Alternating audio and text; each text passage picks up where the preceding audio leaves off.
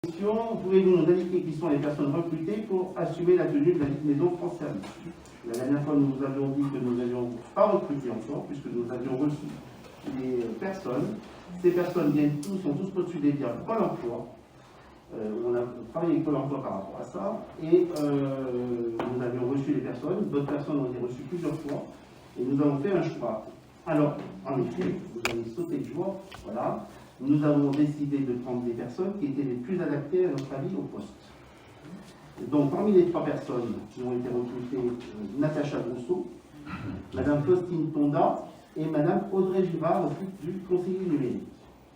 Je rappelle que c'est des CDD. Je rappelle que nous n'avons pas encore la labellisation de France Service.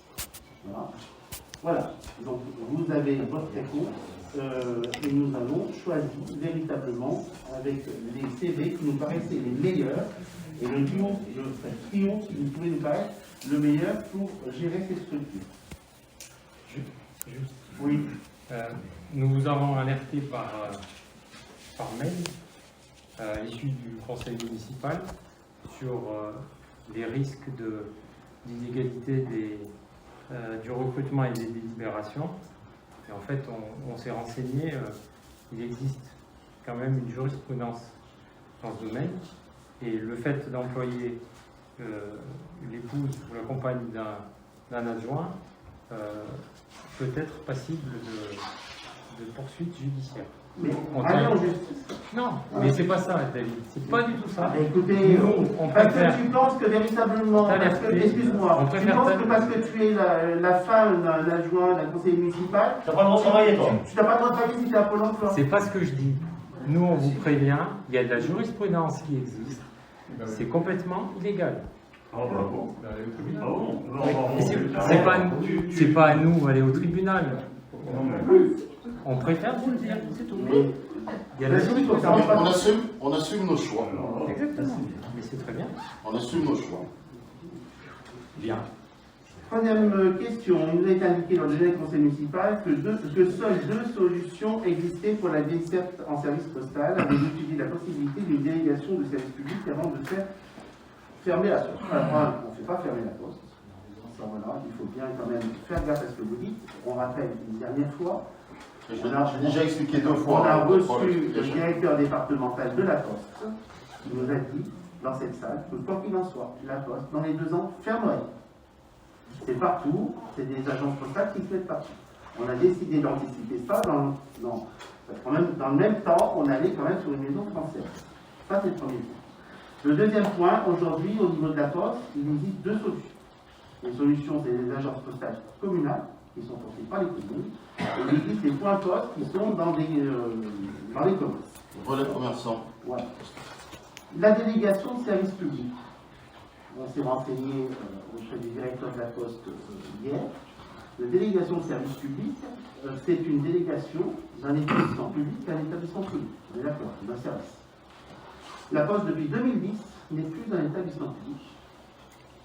C'est une société à capital public, et c'est un établissement public et ne peut pas faire délégation de service public. Voilà. Mais notre question, c'était pas ça.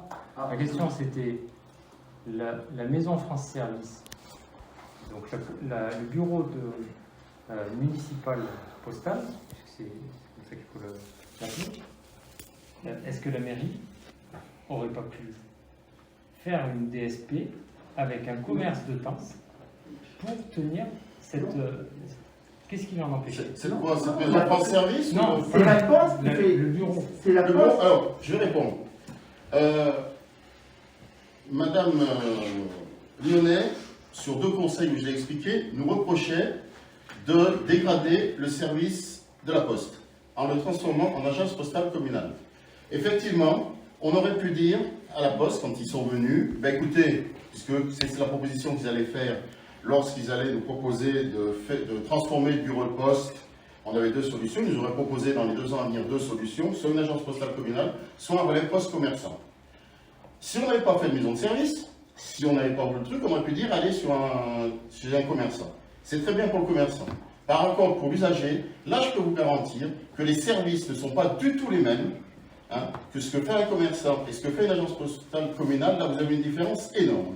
Et là, sur une ville de 3000 habitants, je pense que ça aurait été une erreur d'aller sur une agence, sur un relais poste commerçant. C'est très bien pour des petits villages où il n'y a qu'un seul commerce et pas un complément de revenus. Sur une ville de 3000 habitants, on dégradait vraiment la prestation de service public. Donc c'est pour ça qu'on est parti sur une agence postale communale où les services seront quasiment identiques à ce qu'il y a aujourd'hui dans le bureau de poste. Mais ce n'est pas notre question. Notre question, c'est est-ce que le bureau communal postal est-ce que la mairie aurait pu, et est-ce que ça a été étudié, la mise en place d'une convention de délégation de service public pour la tenue de cette mission Alors, postale. un, quel intérêt? Et deux, c'est ça l'intérêt. c'est ça l'intérêt. Alors, effectivement, ça aurait coûté moins cher à la mairie. Sauf que si on fait une délégation à un commerçant, on n'a plus de maison France Service.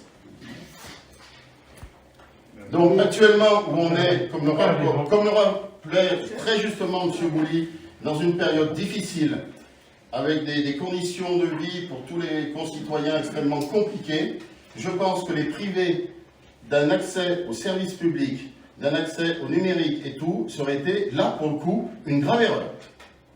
Parce qu'on ne pouvait pas avoir de maison France Service sans avoir d'agence postale communale. Je ne comprends pas.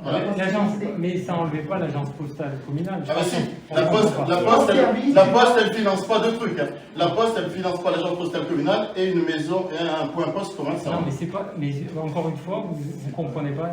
Ou alors vous faites. Mais qu'est-ce que vous voulez? Alors qu'est-ce que vous voulez mettre chez un commerçant? La délégation de service public de la tenue de la mission pas de banque postale, du bureau postal. En fait, ce qu'il veut dire, à mon avis, c'est pas forcément, que la c'est pas forcément l'expatrié dans un autre local. Je vous ai jamais parlé de ça. Et alors, ça veut dire qu'un commerçant aurait financé le salaire des employés? Sous une, mais là on joue au chat à la souris. sous une DSP. Au bout d'un moment, Non, mais bon, mais de toute façon, si, on a notre réponse. Ça n'a pas été étudié. C'est tout. Il suffisait de le dire et c'était bon. bah, ça arrive. Ça n'a aucune raison d'être étudié. C'est un projet. Non, mais c'est sûr. Voilà. Allez, quatrième question.